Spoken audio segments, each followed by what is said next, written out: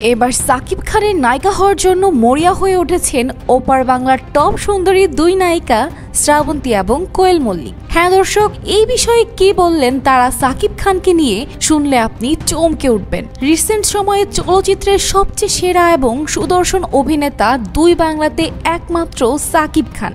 আর সাকিব খানের upcoming movie মানেই ইন্ডাস্ট্রিতে ব্লকবাস্টার। রিসেন্ট এক সাক্ষাৎকারে শ্রাবন্তী বলেন, সাকিব খানের সিনেমা রিলিজ হলেই বাকি সব নায়কদের সিনেমা ফ্লপ হয়ে যায়। আর সাকিব খানের সিনেমাতে আমি পূর্বেও কাজ করেছি। আমি সাকিব খানকে খুব কাছ থেকেই জানি। আর আমি চাইবো কোনো ভালো গল্পের সিনেমাতে আমিও সাকিব আবারও একসাথে কাজ করি। তবে শুধুই কি শ্রাবন্তী?